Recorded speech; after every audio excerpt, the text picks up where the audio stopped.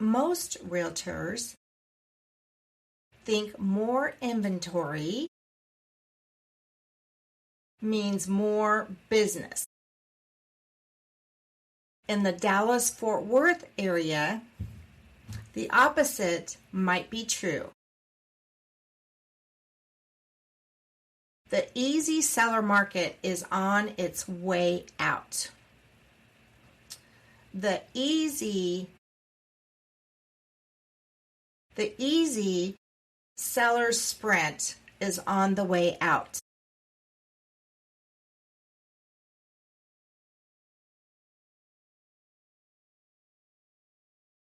In 2026, realtors who are waiting for listings to fall in their lap may be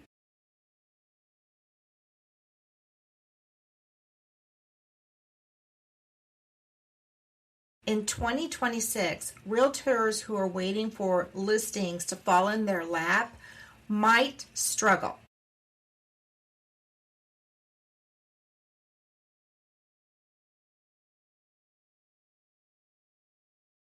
Price cuts are rising. Buyers have more options, and sellers still think it's 2022. So stay with me.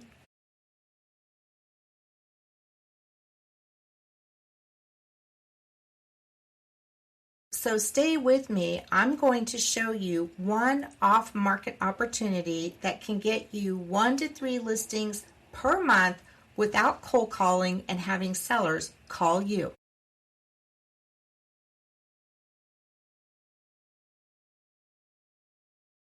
Where sellers call you, competition is low and priority and motivation are high. So stay with me. I'm going to show you one off-market opportunity that will get you 1 to 3 listings per month without cold calling, that's not very competitive and has highly motivated sellers. So let's get going.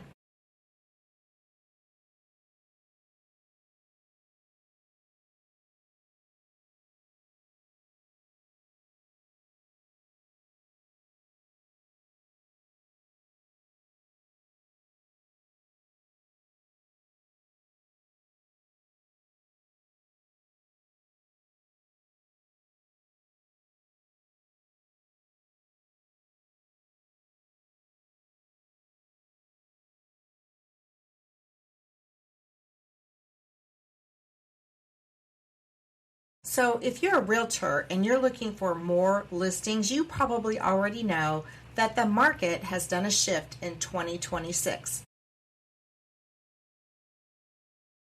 So agents who recognize that shift and are looking for other opportunities to fill their pipeline will stay tuned for this video.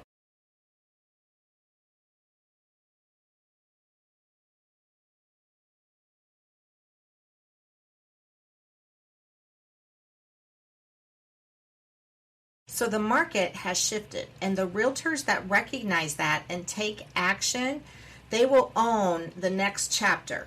And here's what's really happening and how smart agents are getting and pulling ahead.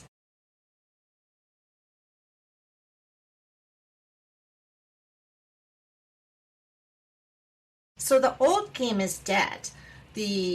How it used to work where the home sold really fast. Remember just a couple years ago, sometimes even before the yard hit the sign, or the sign hit the yard. Thank you very much. The sign hit the yard. You were having average agents. You didn't even have to do a whole lot, and you would get paid. Right? You had low skill agents, low effort agents. They still got results no matter, because of the market. The market was actually helping them make money. So now what's true today in 2026? Well, listings are sitting longer. You can look on your MLS, and the days on market are going longer and longer. There's more agent competition for every opportunity that's out there. So there's less listings they're sitting on the market more, and you're competing against a whole lot of other agents, right? So your marketing matters, and the marketing that you need to spend your dollars on have to do with trying to find those motivated sellers, but in an off-market opportunity.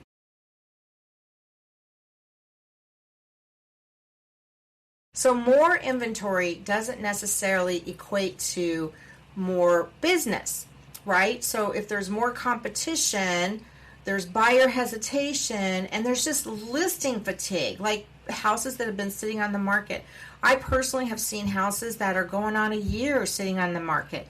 Or there's a lot of price adjustments happening, down, down, down. So the more properties that are out there, and if sellers are trying to sell, well, they're looking at their different options and they're keep on lowering the price. So it could have been priced when you first put it on the market, but because the market is shifting now, in order to sell those properties that would have flown off the shelf, your seller is you're having to convince your seller that, hey, you need to lower the price. So the overpriced listing death trap. Have you been there before? So many sellers, anchored into the 21, 22 when things were really good. Remember, multiple offers, bidding 50, 60, 100 grand over the ask price. So now what we're seeing is price reductions.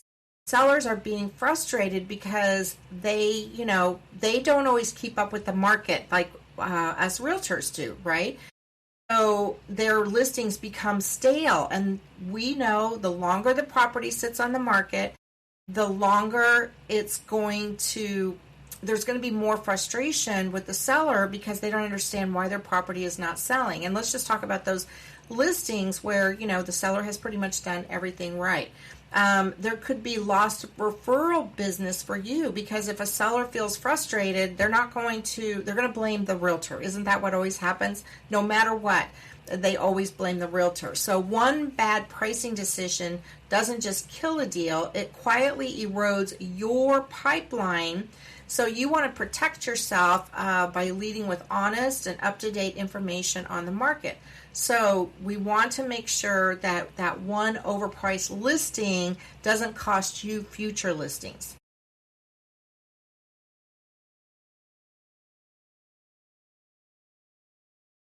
In the Dallas-Fort Worth area, there's a lot of things going on in the real estate market, right? You got your new builds.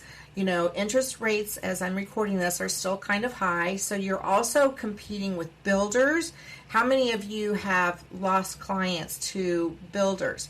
Then there's the investors like myself. We're always looking for a deal. And then you have the luxury segment. So that's slower pace, longer days on market, and it's niche, right? So if you're a new agent and you've never gotten into the luxury housing market as far as selling or listing properties, then you're going to be at a disadvantage right out of the gate. So number one, you have to be able to read the market, know who your competition is, and then how do you fit in to all of that.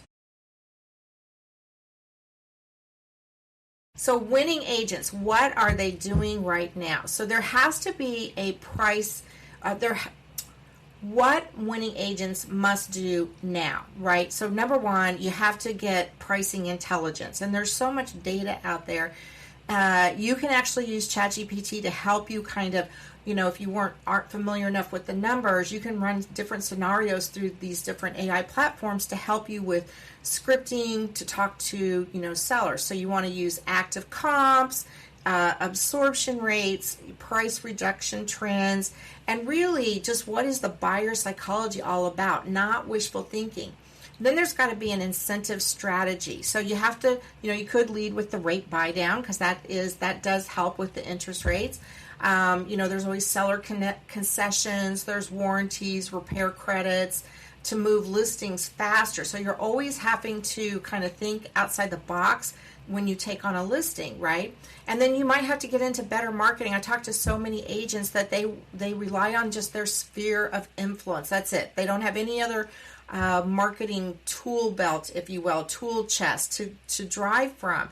And a lot of times what I talk to agents about is off-market opportunities. They don't even know, well, where do you go to get that? And I'll talk to team leads and I'll say, do you provide leads for your agents. They're like, no, we don't do that. They have to go out there and scrape it. So think about that. Every investor, every new realtor, they're taught the same tools. Go where the low-hanging fruit is. Foreclosure lists, probate leads, of course, your sphere of influence, networking, but you are competing with every other realtor out there for this, and investor for the same opportunity. So you might have to think about better marketing, as far as, who you're targeting and how you're doing it. And then you have to be the go-to agent in a micro market. You really have to niche down, and the agents that are doing that can provide local information. They really know the stats inside and out. They're very familiar with, how HOA works and things like that. I just saw a post on Facebook where somebody was getting ready to list a lot of acreage, like over 25 acres, in an area that they did not have geographic competence. And they literally said that in the Facebook post. So they were asking people in the Facebook group, hey, what can you tell me about this area? I'm getting ready to list it for a family member. Okay, so yes, I get it. We have our connections with our family, but would it be better for you to partner with somebody that actually knows the geographic competence of the area, so that you can help sell that property, whether it's a relative or not? So you always have to think about, professionally, where do you want to be?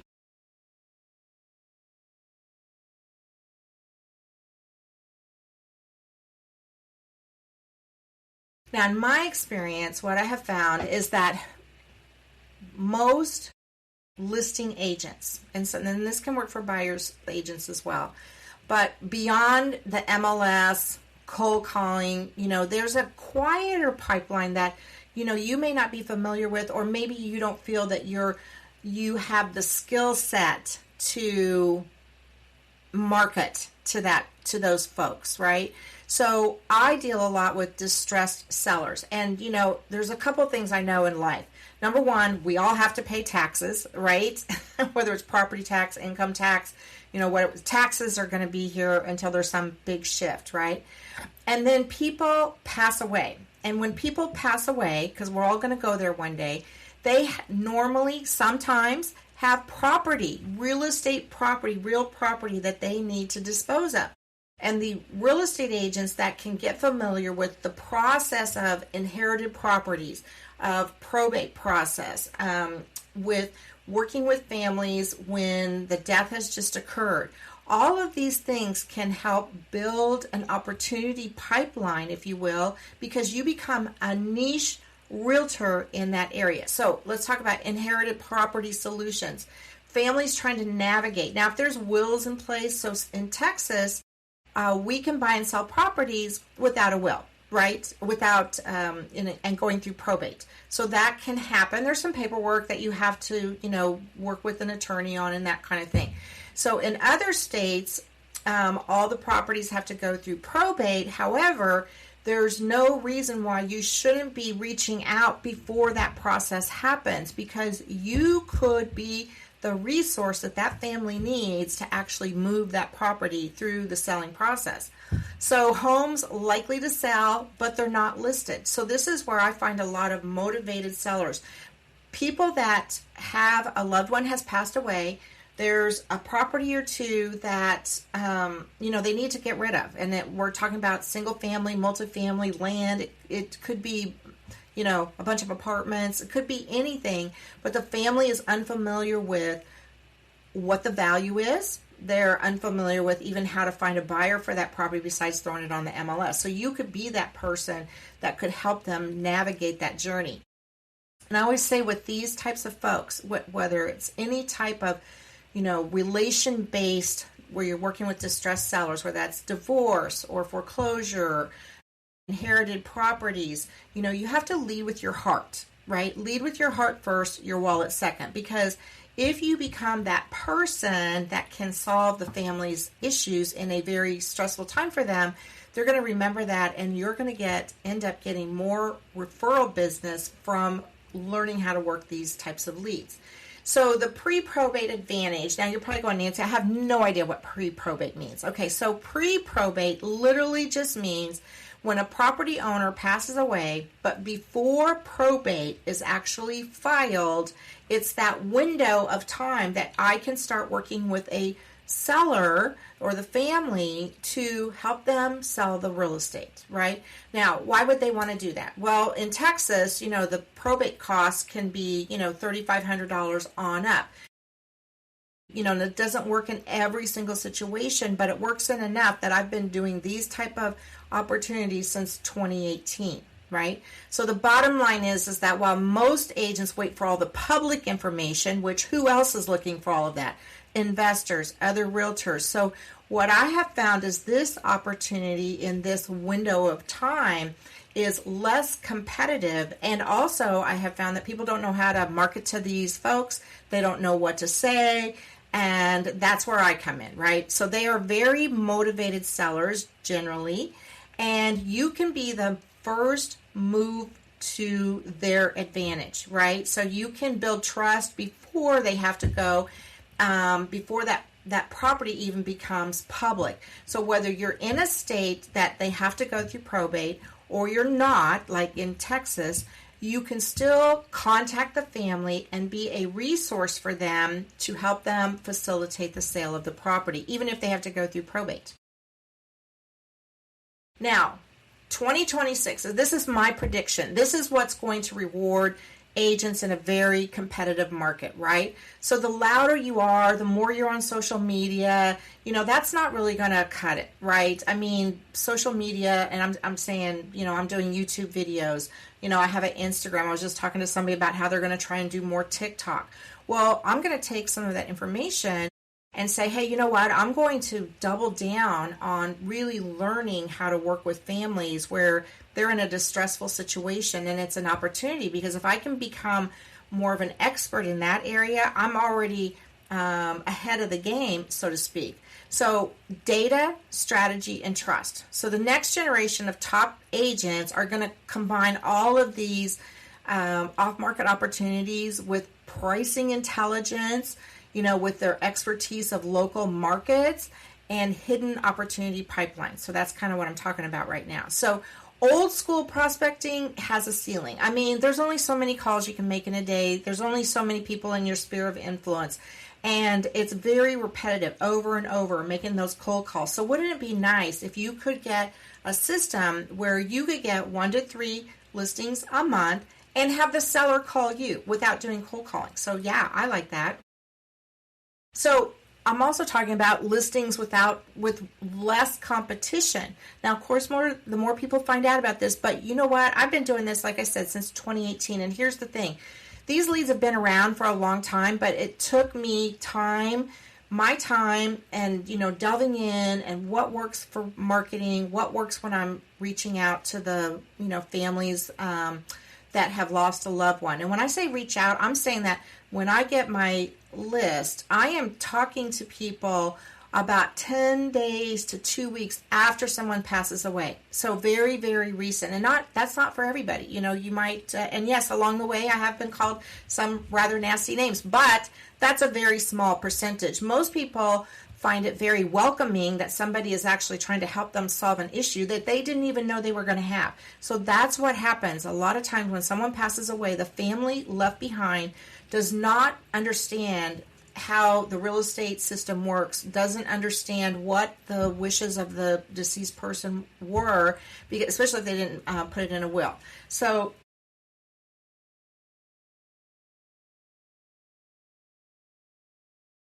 off-market listings, off-market opportunities. So these are people that not very many people know about how to reach, right? They're hidden seller opportunities. And if you can become an expert in this field, you will be amazed, because everybody knows somebody that passes away. I mean, that's just given, right? It's like taxes. It's just a given. There's low competition for the listings. There's so many things that you can do when you know where to look for the opportunity. Now, maybe this is something you're like, hey, Nancy, I really want to know more about that. So you can always reach out to me anytime and either text me at 469-430-9885 or just, call me up and let's chat.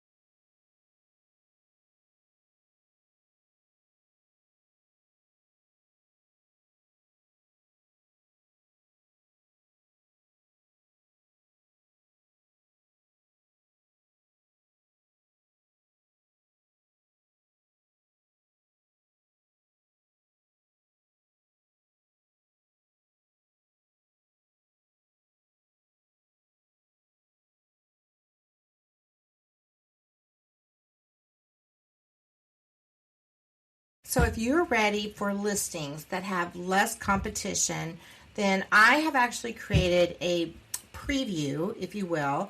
It's a free preview of these types of opportunities and listings that I'm talking about. And so you can find it in the description below. This kind of goes over off-market listings, these hidden seller opportunities. And if it's something that you think that you might want to move forward with, you can always schedule a time with me. You can also book a call with me. Well, schedule a time, book a call, or you can reach out at 469-430-9885.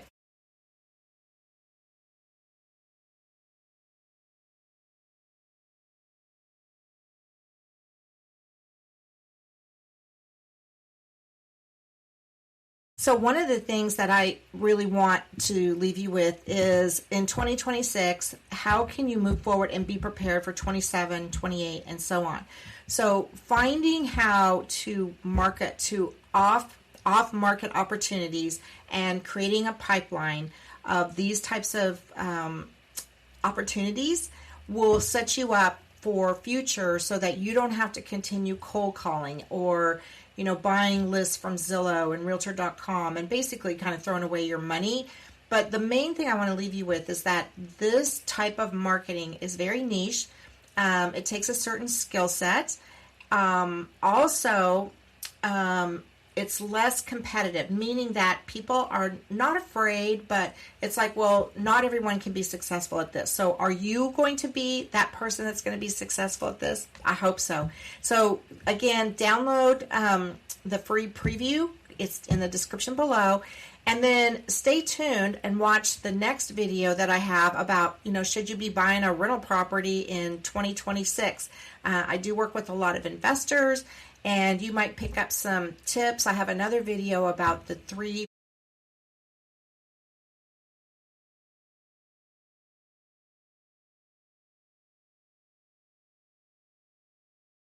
Make sure you check out the next video where I literally go over the 3 numbers that talk about what you should be aware of if you want to work with investor clients. So, hey, thanks so much, everyone, and I will see you shortly.